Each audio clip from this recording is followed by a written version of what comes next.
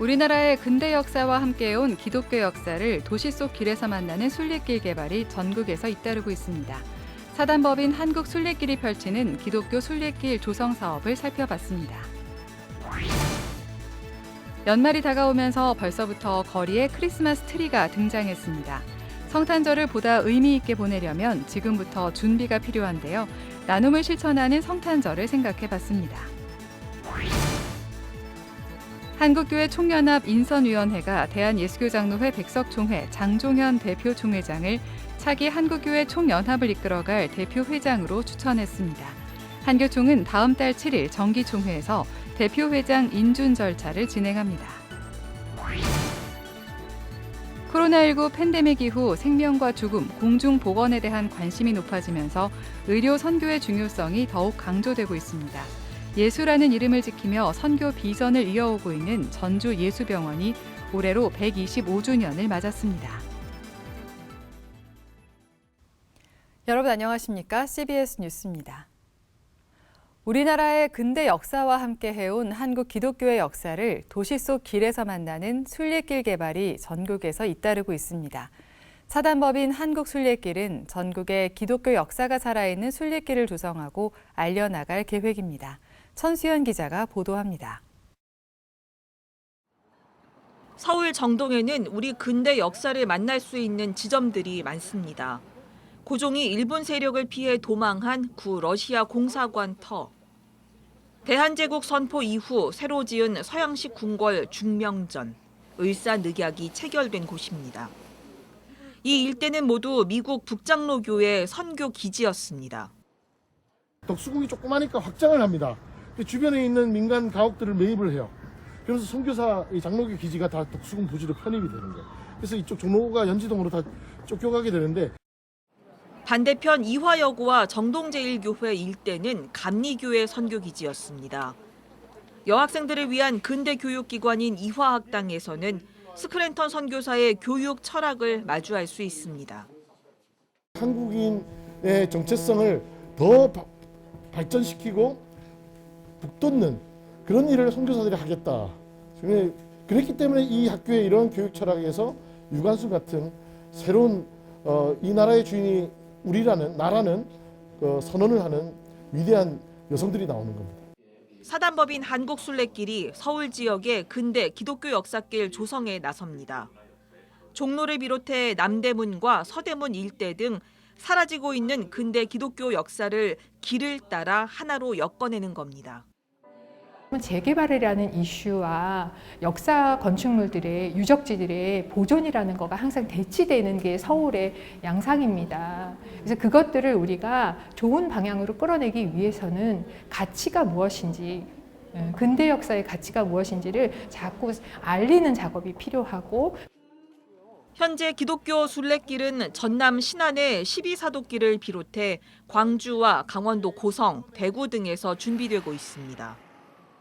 광주에는 양림동상으로 중심을 했던 부흥체험길이 만들어졌고요. 그다음에 대구에 가면 또 근대문화 유적이 있습니다. 거기 계명 동산병원도 있고 청라 언덕을 중심으로 해서 청라순례길이 이제 만들어졌을 때 다음 내년에 또 시작을 하게 됩니다. 한국순례길 측은 전국에 13개 지부를 두고 순례길 조성에 나설 계획입니다. CBS 뉴스 천수연입니다. 연말이 다가오면서 주요 상업시설에는 벌써부터 크리스마스 트리가 등장했는데요. 어렵고 힘든 시기에 그리스도인들은 성탄절을 보다 의미 있게 보내야겠습니다. 예수 그리스도 탄생의 의미를 생각하며 나눔을 실천해보는 건 어떨까요? 나눔을 실천하는 기독단체들은 지금부터 크리스마스를 준비하고 있습니다. 한혜인 기자가 취재했습니다.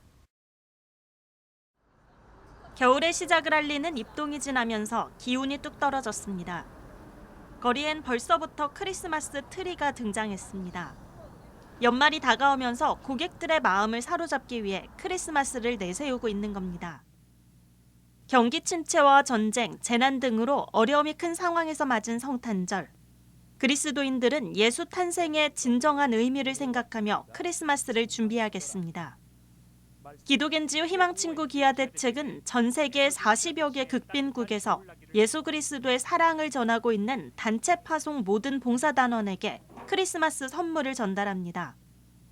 기대봉사단의 크리스마스를 부탁해를 주제로 진행되는 캠페인은 봉사단원이 선교지에서 성탄의 기쁨을 아이들에게 가르치고 사랑을 흘러보낼 수 있도록 응원과 감사의 마음을 전달하는 캠페인입니다.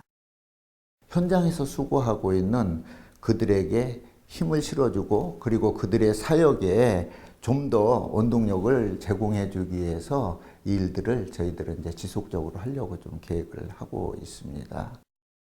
기아대책은 또 외로운 크리스마스를 보내는 아이들이 없도록 국내외 결연 아이들에게 매년 성탄 선물을 전달하고 있습니다.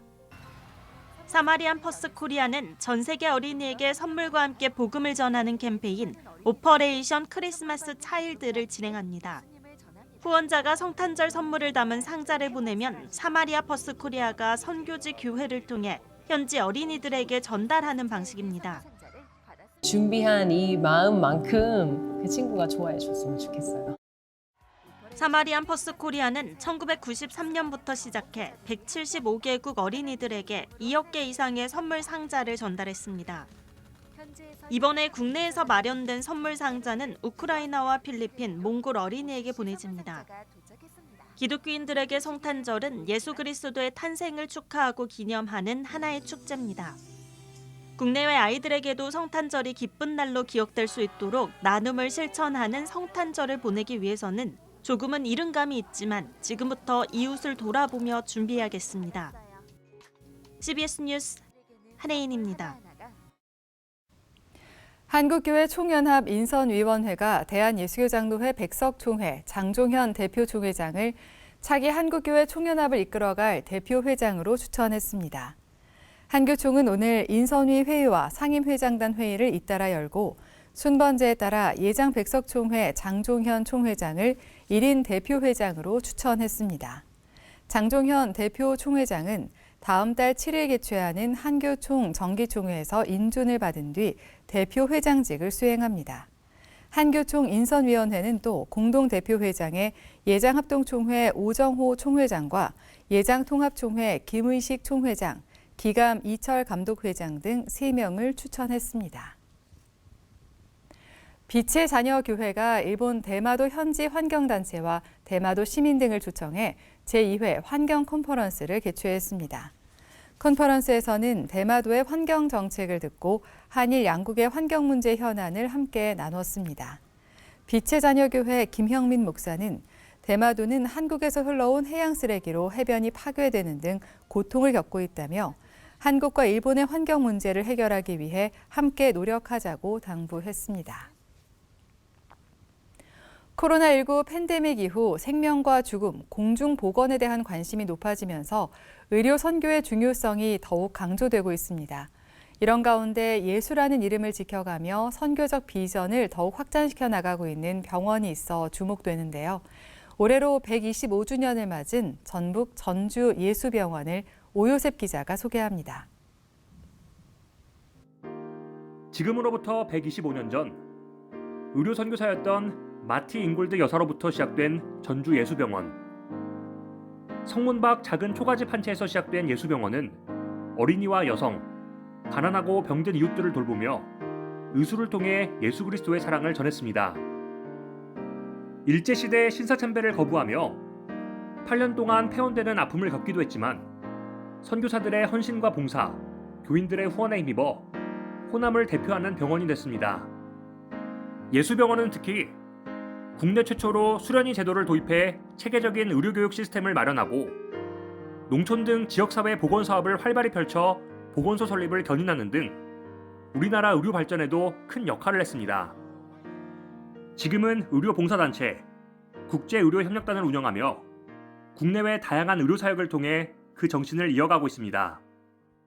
125년 전부터 쭉 섬기셨던 많은 선교사님들의 그분들의 헌신 또 그분들의 기도가 있었기 때문에 오늘의 예수병원이 있다라고 생각이 듭니다. 병원 내에 많은 의료인들과 우리 직원분들이 예수병원의 정체성을 잊어버리면 안 된다라고 하는 부분이 굉장히 강합니다. 의료 선교의 플랫폼으로서 역할을 하는 것이 예수병원의 비전이라고 생각합니다. 예수병원은 특별히 기독 의료인 양성에 힘쓰고 있습니다. 동남아시아와 아프리카 등 저개발 국가에서 의료 지원 사업을 펼칠 뿐만 아니라 개발도상국 의료인들을 직접 초청해 연수 프로그램을 제공하고 있습니다. 전문적인 의료 교육을 비롯해 선교훈련, 기독병원 운영에 대한 노하우 등 다양한 교육을 통해 자국민 의료 선교사를 키우는 역할을 하고 있습니다. When I come back Vietnam, I have a small plan for a small hospital where I will, and we have a program to screen the early gastric cancer. I want to inspire God's love and Holy Spirit. This is certainly all thing I receive here to come back Vietnam. 국내에선 방학 기간을 활용해 의대와 간호학과 학생들을 위한 선교 캠프와 서브 인턴 제도를 진행하고 있습니다. 저는 이제 선교의 비전이 있는 이제 예수병원에서 수련을 받고 싶은 마음이 있어서 예수병원에서 인턴 1년 하고 거기에서 외과까지 할 생각입니다. 한편 예수병원은 다음 달 캄보디아 예수병원 개원을 앞두고 있습니다. 예수병원은 이름도 빛도 없이 이 땅에 온 수많은 의료 선교사들을 기억하며 이제는 우리가 빚진 마음으로 타 문화권으로 나아가야 할 때라고 강조합니다. 이 병원은 작은 선교의 센터가 될 것이고 또 다른 지역으로 갈 수 있는 또 베이스 캠프가 될 것입니다. 캄보디아에 있는 의료인들을 양성하고 또 훈련하고 같이 성장해가는 것들을 꿈꾸고 있습니다. 특별히 의료의 그런 사각지대에 있는 많은 사람들이 이 캄보디아 예수병원을 통해서 예수님의 사랑을 느끼고 또 발견하게 될 것입니다. 예수병원은 환자 한 사람 한 사람을 작은 예수로 섬기면서 다양한 의료 현장에서 사랑과 복음을 전하겠다며 다음 세대 의료 선교의 교두보 역할을 해나가겠다고 밝혔습니다. CBS 뉴스 오요셉입니다.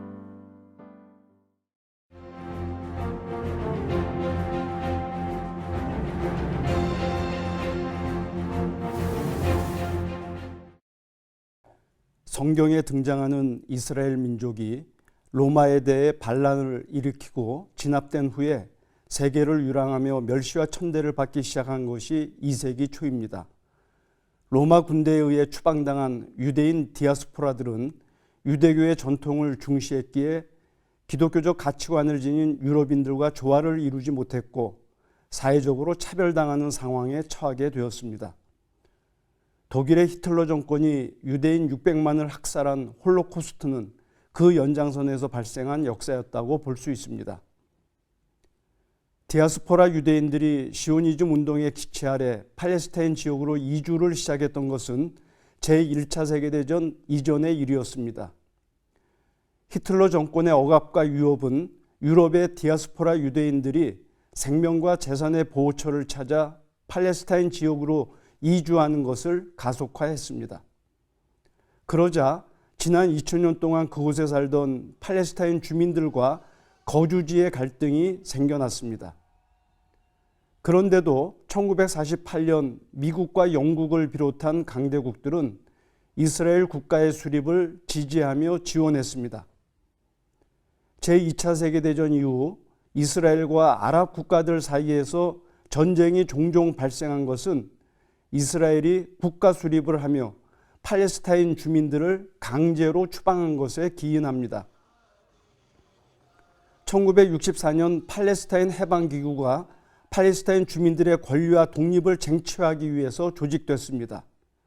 그 후 팔레스타인 군사단체와 이스라엘 사이에 테러와 무력 진압이 빈번히 발생했고 그러던 중 1993년 오슬로 평화협정으로 팔레스타인 주민들은 요르단강 서쪽의 서안지구와 지중해 쪽 가자지구에서 자치권을 얻게 되었습니다. 평화협정의 협약대로 서안지구와 가자지구의 주민들이 팔레스타인 국가를 수립하는 것으로 진전이 되었다면 팔레스타인 지역은 물론이고 중동 전역에 평화가 도래했을 것입니다. 그러나 이스라엘은 팔레스타인의 국가 수립을 인정하지 않았고 서안지구와 가자지구에 높은 담을 쌓아 감옥처럼 격리하며 억압했습니다. 게다가 인구 밀도가 심한 그곳에 유대인 정착촌을 건설하며 유화감을 조성했습니다. 가자 지구의 군사단체인 하마스가 이스라엘을 급습해서 비인간적이고 무자비한 결코 용납할 수 없는 테러를 한 배경이 바로 그것입니다. 지금 이스라엘 군과 하마스 간의 전쟁으로 이스라엘 주민 950만 명과 팔레스타인 주민 530만 명이 생명과 재산을 위협당하고 있습니다. 이미 가자 지구에서만 1만 명 이상의 사망자와 2만 5천 명 이상의 부상자가 생겨났고 가자 지구 전체 주민 230만 명 가운데 70% 이상이 집을 떠나 피난민이 됐습니다. 전기 공급과 수돗물 공급이 중단된 상황에서 무차별 폭격을 당하는 가자 지구의 주민들은 아직은 살아있다고 할지라도 그 삶이 이어질 것이라는 보장은 없습니다. 전쟁 관련한 국제협약은 전쟁을 최소화하고 잔인함과 비참함을 막기 위해 제한사항을 두고 있습니다. 전쟁에 직접 종사하지 않는 무고한 주민들과 전쟁에 무관한 시설에 대해서는 보호해야 한다는 구별의 원칙과 피해 이상의 보복을 하지 말아야 한다는 비례의 원칙이 그것입니다. 그런데 하마스의 기습폭격 이래로 이스라엘군은 난민들의 피난처와 병원 시설까지 무차별적으로 공격하고 있습니다. 그들은 내부 자국민과 디아스포라 유대인들의 반대를 개의치 않고 전쟁을 확대하며 살상을 지속하고 있는 것입니다. 이제 이스라엘은 자신들의 과거와 팔레스타인 주민들의 현재를 역지사지할 필요가 있습니다. 과거에 고향에서 추방의 아픔을 당했다면 팔레스타인 주민들의 고향에 거주할 현재의 권리를 보장해야 합니다. 홀로코스트의 비극을 경험했다면 가자지구 주민들에 대한 집단 학살의 비극을 재현하지 말아야 합니다. 국가 수립의 기쁨을 누렸다면 팔레스타인 주민들도 국가를 수립하고 자유롭게 살 권리를 지금 인정해 주어야 합니다. 우리 한국교회와 그리스도인은 이스라엘 군대가 전쟁 범죄를 당장 멈추고 팔레스타인과 평화공존의 길로 신속히 나아가야 함을 강력히 촉구해야 합니다. CBS 논평이었습니다.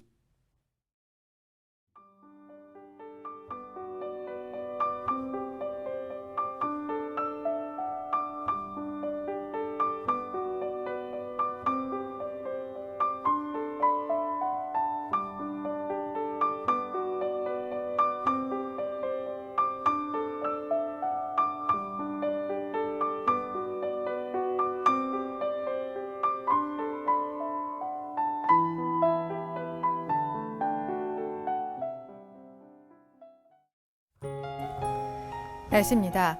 내일은 수도권과 중부지방 일대 아침 기온이 영하로 떨어지며 오늘보다 더 춥겠습니다. 내일 아침 최저 기온은 영하 7도에서 영상 6도, 낮 최고 기온은 5도에서 16도로 예상됩니다. 이상으로 뉴스를 마칩니다. 시청해주신 여러분 고맙습니다.